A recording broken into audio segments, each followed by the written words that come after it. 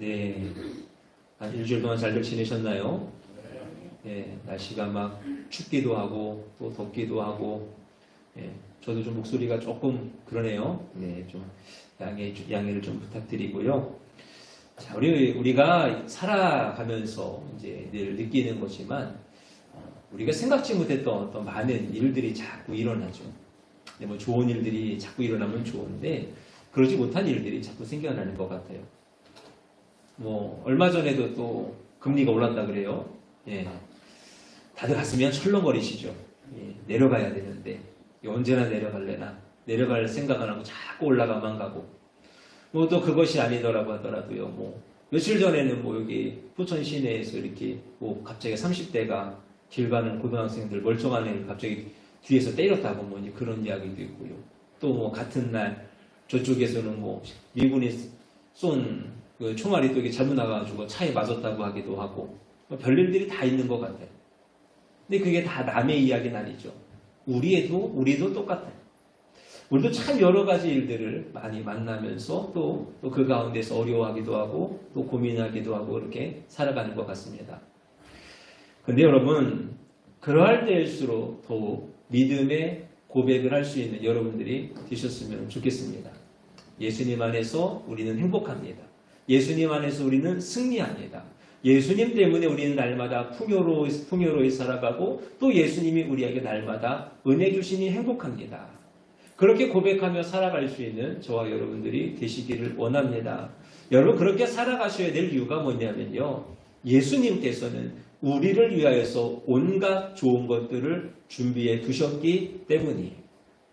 그런데 우리가 그것들을 생각하지 아니하고 그저 그냥 내 안에 어떤 벌어지는 일들, 또 세상이 주는, 또는 사단이, 마귀가 주는 어떠한 그러한 것들로 인하여서 우리의 말이, 우리의 고백이 선하고 좋은 것보다는 악하고 더럽고 추한 것들이 고백되어진다고 한다면 우리의 삶이 어떻게 되어지겠습니까?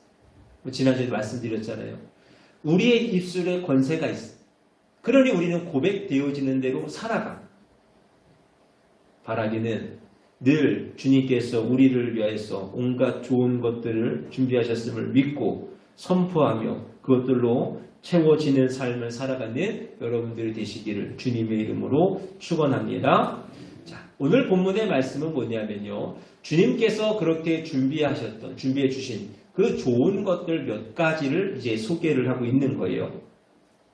자, 내용을 조금 보시면 이렇습니다. 주님께서 이제 안식일에 되셨어요. 그래서 이제 나사렛이라고 하는 동네에 회당에 들어가셨습니다. 그리고 거기서 이제 성경을 읽으시죠. 이제 성경을 읽으시고 그 읽으신 말씀을 가지고 또 이제 설교를 하시는 그러한 이제 내용인데요. 예수님께서 읽으신 말씀은 이사야 61장의 말씀이에요. 이사야 61장은 예수님의 사역, 메시아로서의 사역에 관한 그런 말씀인데요. 그 말씀을 이제 전하시면서 이제 설교를 이제 시작을 하시는데요. 가장 먼저 뭐라고 말씀하시느냐? 이 글이 오늘 너희 귀에 응하였느니라. 오늘 저와 여러분을 향하여서도 마찬가지예요. 주님께서 주셨던 그 말씀, 이 이사야 61장의 말씀이 여러분의 삶에 임하셨음을, 응하였음을 주님께서 말씀하고 선포하고 계시다 하는 것이죠. 그럼 그것이 과연 무엇일까? 오늘 우리가 함께 읽으신 18절과 19절의 말씀이에요. 오늘 이 말씀을 우리가 함께 조금 하나씩 살펴보면서 우리에게 주신 그 준비하여 주시고 또 응하게 하신 그 축복이 과연 무엇인가 함께 나누어 보려고 합니다. 첫째로, 주님은 가난한 자를 부유하게 하셨다 하는 것이죠. 여러분, 예수님께서 이 땅에 복음을 전하기 위해서 오셨어요. 그럼 복음이라고 하는 것이 과연 무엇입니까? 복음은 우리가 좋은 소식이라 우리가 이렇게 알고 계시죠. 그럼 그 좋은 소식은 뭐예요? 예수님께서 이 땅에 오셔서 우리의 죄를 대신하여서 십자가에 죽으시고 또 3일 만에 부활하셔서 우리로 죄 사함을 얻게 하시고 하나님의 자녀가 되게 하시고 또 이제는 영원한 천국으로 인도하신다는 것. 이것이 바로 주님께서 우리에게 주신 복음의 내용이죠. 예. 신앙생활 하시면요, 요 정도 스토리는 다 외우셔야 돼요. 그렇죠? 이것이 바로 예수님께서 우리에게 주신 복음의 내용이에요. 그런데 주님께서는 왜 그 복음을 이야기하시면서 가난한 자를 이야기하셨을까 하는 것이죠. 여러분, 가난한 자에게 있어서 복음이라는 것은 어떤 것일까요? 제 생각에는 그래요. 가난한 자에게 있어서 복음, 좋은 소식이라고 하는 것은 내가 부유해지는 것이겠죠. 그렇지 않을까요? 당장 오늘 내가 먹고 살 일이 막막한 거예요. 그럼 그 상황 속에서 가장 나에게 좋은 소식은 뭐겠습니까? 오늘 내가 부유하여져서 내가 많은 것을 누릴 수 있는 것.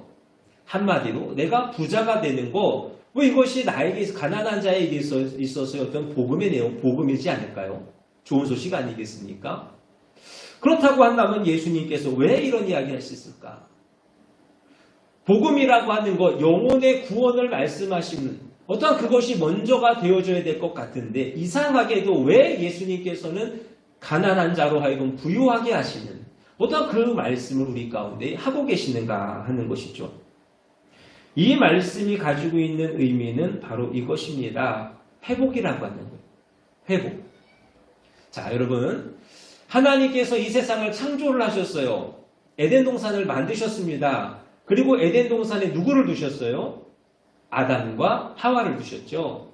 아담과 하와를 두시면서 그들에게 허락하신 것은 뭐예요? 이 에덴 동산 안에 있는 선악을 알게 하는 나무의 열매 외에는 모든 것이 다 너희의 것이다. 자, 오늘날로 생각하면 어떻습니까? 땅 부자죠. 에덴 동산 다 내 거예요. 거기는 나무, 동물 다 내 거예요. 오늘날로 이야기하면요, 이 아담과 하와는 정말로 많은 부유를 가지고 큰 부자가 되어져서 에덴 동산에서 살아가고 있더라는 거예요. 근데 어떻게 되어졌습니까? 그들이 죄를 짓게 되죠. 하나님이 먹지 말라 하시는 그 선악을 알게 하는 나무의 열매를 먹어요. 그래서 하나님 앞에 범죄함이 됩니다. 그래서 어떻게 되죠? 그들이 에덴 동산에서 쫓겨나게 되죠. 내가 지금까지 누렸던 것, 그 부유했던 모든 것들로부터 이제는 쫓겨나서 가난한 자가 되어집니다. 네, 여러분, 이 아담과 하와만이 가난해지는 것이 아니라 누가 또 가난해집니까? 환경도 가난해지더라는 거예요. 창세기 3장 17절부터 19절의 말씀에 보니 이런 내용이 나옵니다. 땅은 너로 말미암아 저주를 받고 땅이 내게 가시덤불과 엉겅퀴를 낼 것이라. 무슨 말씀이에요? 지금 아담과 하와로 인하여서 그 범죄함으로 인하여서 땅이 저주를 받으리라 하는 그러한 말씀. 땅이 저주를 받아서 지금까지는 아름다운 열매를 냈지만 이제는 가시덤불과 엉겅퀴를 낼 수밖에 없는 그러한 어떤 저주가 되어졌다 하는 것이죠. 여러분, 그렇기 때문에 사람이 중요합니다. 여러분, 복이 있는 사람이 있는 곳에는 복이 임하는 곳이고요. 저주가 있는 사람이 있는 곳에는 저주가 임하는 거예요. 자, 이스라엘에 가장 악한 왕이 있습니다. 누굴까요? 누가 가장 악한 왕일까요? 아합이라는 사람이 가장 악한 왕이에요. 물론 이 아합 자체도 좀 악하긴 한데요. 이 아합이요, 결정적으로 결혼을 잘못했어요. 시돈 왕의 딸 이세벨이라는 여인과 결혼을 했는데요. 이 이세벨이요, 바알을 섬기는 사람이죠. 바알 잘 섬기는 사람이었어요. 그래서 시집을 오면서 바알을 데려오고 아세라를 데리고 옵니다. 그래서 그거를요, 그냥 자기나 잘 이렇게 섬겼으면 그나마 나은데, 온 이스라엘로 하여금 바알과 아세라를 섬기게 도록 그렇게 막 만들어가지 않습니까? 그랬더니 어떻게 되어지죠? 그 땅에 비가 3년 6개월 동안 내리지 않더라 하는 것이 말씀이죠. 한 여인이 들어옴으로 인하여서 그 땅에 가난하게 되어지는 어떠한 그러한 모습.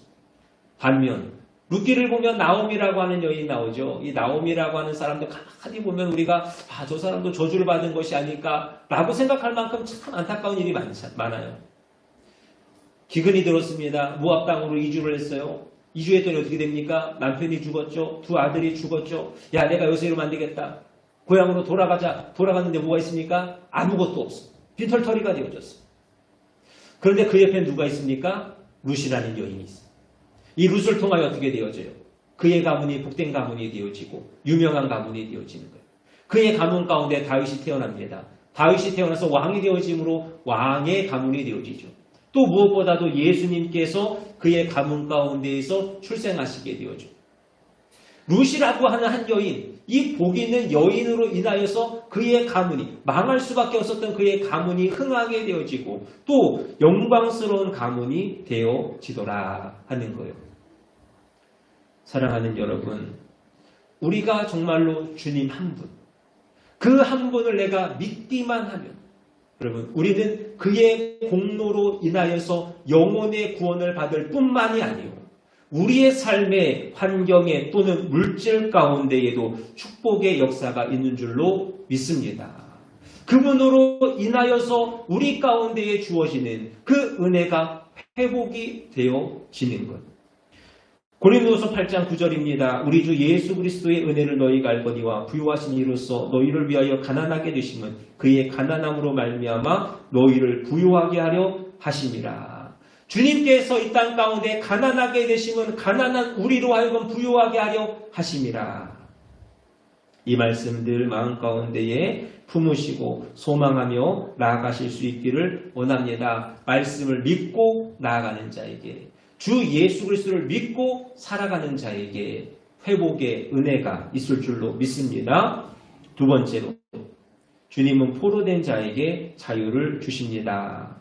근데 어떤 사람은 그런 이야기 할 거예요. 나는 포로된 적이 없어 라고 이야기하겠죠. 주님께서 이야기하시는 것은 뭘까? 바로 죄의 포로가 되어졌다 하시는 말씀이죠.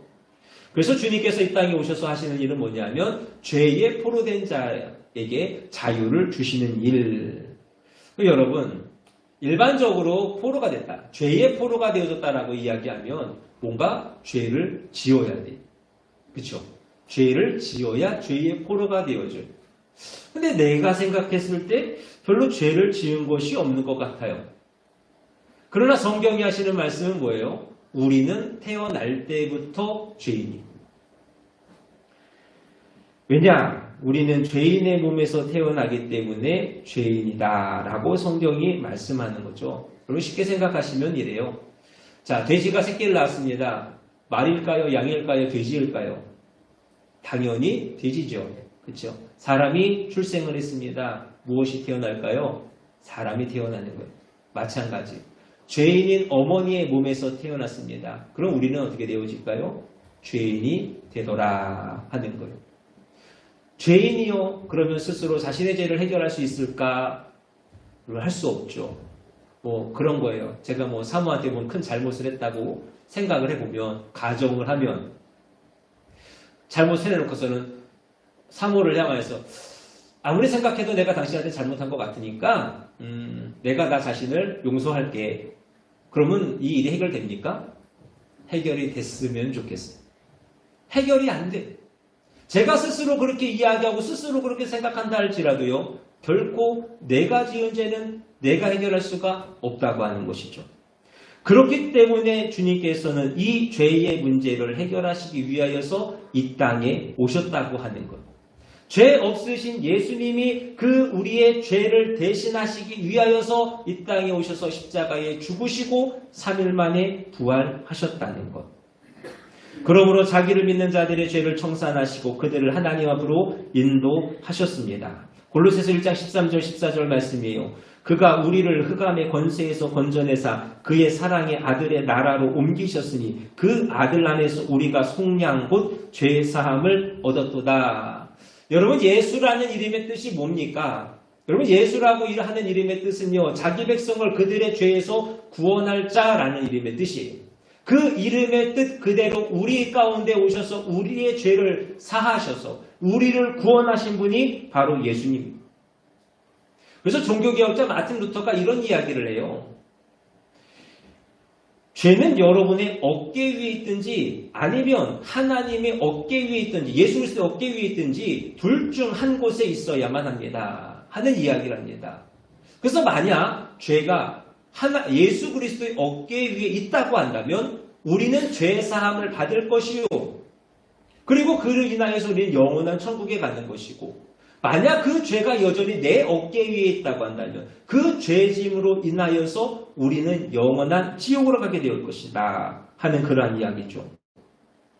따라서 우리가 예수님께서 나의 죄를 해결하시기 위하여서 이 땅에 오셨음을, 십자가에 죽으셨음을 믿기만 한다면 우리의 모든 죄와 허물은 예수님의 어깨 위로 옮겨질 것이요. 동시에 우리는 죄와 사망으로부터 자유함을 얻게 되어진다.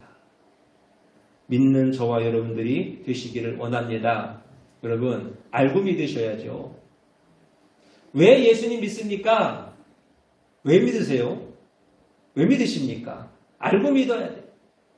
왜 예수님이 우리를 위해서 십자가에 죽으셨는가? 어떻게 무슨 방법을 통하여서 여러분 그것들은 지금 당장 모르셔도 괜찮아요. 조금 후에 알으셔도 괜찮아요. 그러나 나를 위하여서 십자가에 죽으셨고 내가 그것을 믿기만 한다면 죄 사함을 받는다는 것, 이것만큼은 꼭 믿음으로 고백할 수 있는 저와 여러분들이 되시기를 바랍니다. 세 번째로 눈먼 자를 다시 보게 하십니다. 한 번은 주님께서 길을 가셨어요. 눈먼 자가 찾아왔습니다. 주님께서 어떻게 하십니까? 침을 땅에 뱉으시고 진흙으로 이기셔서 눈에 바르시죠. 그러시면서 실로암 못에 가서 씻으라. 그래서 가서 씻었습니다. 어떻게 됐습니까? 눈이 떠졌더라. 어떤 그러한 이야기가 있죠. 이처럼 주님은요, 이 땅에 오셔서 눈먼 자들의 눈을 뜨게 해 주셨습니다. 그런데 주님은요, 우리의 육신의 눈만을 뜨게 해주시는 것이 아니라고 하는 거예요. 우리의 영적인 눈도 뜨게 해주시는 거예요. 자, 보세요.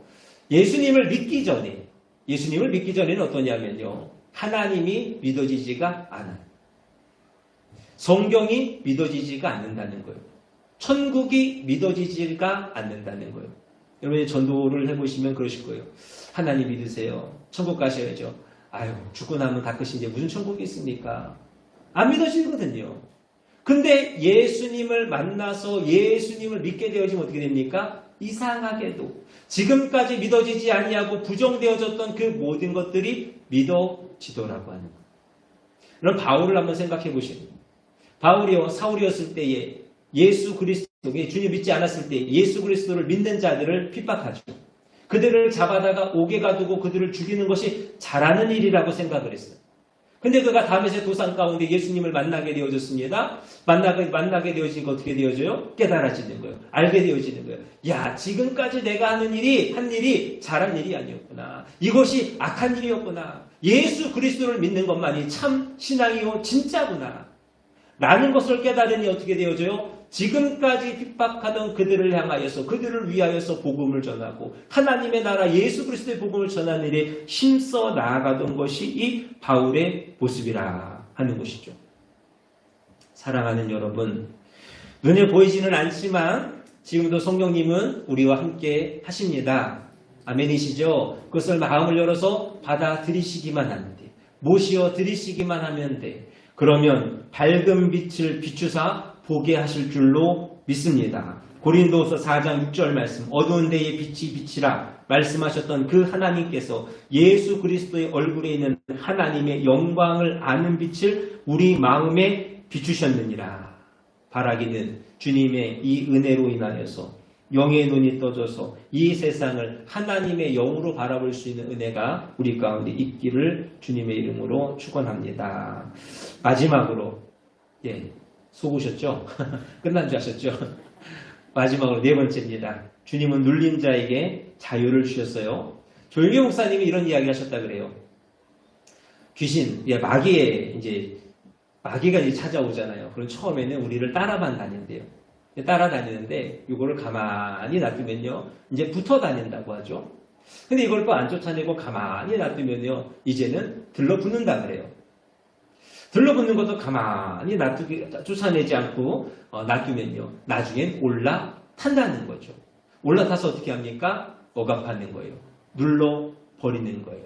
그래서 우리의 자유를 빼앗아버리는 어떤 그러한 일이 되어진다 하는 그런 이야기를 하셨다 그래요. 여러분, 우리 눈에 보이진 않아요. 눈에 보이지 않지만 이 세상에는 분명히 영이 있습니다. 영으로 움직여지는 것들이 분명하게 있어요. 하나는 선한 영이신 성령이에요.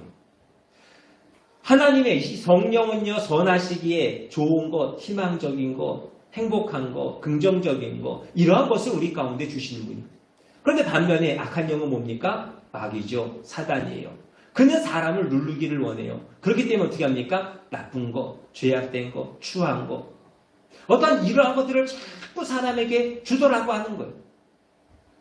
그래서 우리의 마음이요, 우리 신령이 선한 영이신 성령으로 충만하게 되어지면 우리가 기쁨이요, 감사가 넘치는 삶을 살아가게 되어집니다.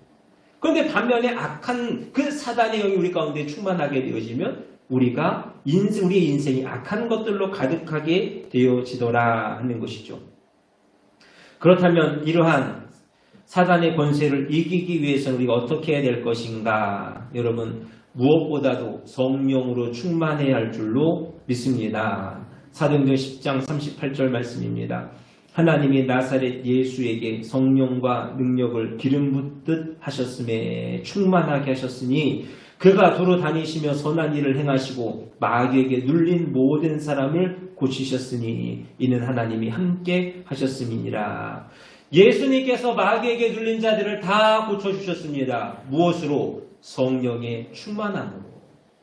그러니 여러분, 성령으로 충만한 삶을 살아가시기를 간절히 원합니다. 참 감사한 거예요.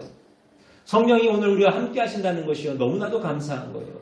우리와 함께 하시면서 그 사단 마귀를 물리칠 수 있는 권세를 주신 것은요, 너무나도 감사한 일이요, 너무나도 큰 은혜의 삶이에요. 누가복음 10장 19절입니다. 내가 너희에게 뱀과 전갈을 밟으며 원수의 모든 능력을 제어할 권능을 주었으니. 뱀과 전갈과 원수는 뭘까요? 사단을 이야기하죠. 마귀를 이야기하죠. 그런데 우리가 어떠한 권능을 주셨어요? 제어할 능력, 제어할 권능을 주셨어요. 바라기는 이 권세를 믿음으로 선포하며 나아가는 여러분들이 되시기를 원합니다. 베드로와 같이 가셨으면 좋겠어요. 음도 없고요, 금도 없어요. 가진 것 하나도 없어. 근데 우리에게는 뭐가 있어요? 예수의 권세, 성령으로부터 주는 그 권세가 있으니 이 세상을 향하여서, 우리의 삶을 향하여서 선포하며 나아갈 수 있는 저와 여러분들이 되시기를 원합니다. 야고보서 4장 10절입니다. 그런즉 너희는 하나님께 복종할지어다 마귀를 대적하라. 그리하면 너희를 피하리라. 그래서 여러분 가운데 있는 모든 악한 것들, 악한 생각이나 악한 삶이나 악한 그 모든 것들이 사라지고 오직 선하신 성령으로 충만한 삶이 되시기를 주님의 이름으로 축원합니다. 말씀을 정리합니다. 주님께서는 우리에게 좋은 것을 준비해 두셨습니다. 그리고 그것은 이미 우리에게 응하셨음을 믿습니다. 우리는 그 말씀을 믿고 그 준비해 주신 온갖 좋은 것들이 나에게 있음을 믿음으로 나아갈 때 우리는 그것을 온전히 누릴 수 있을 줄로 믿습니다. 가난한 자를 부유하게 하십니다. 포로된 자에게 자유를 주십니다. 눈먼 자를 다시 보게 하시며 눌린 자에게 자유를 주십니다. 믿음으로써, 누리심으로써 끝까지 승리할 수 있는 저와 여러분들의 삶이 되시기를 주님의 이름으로 축원합니다. 기도하겠습니다.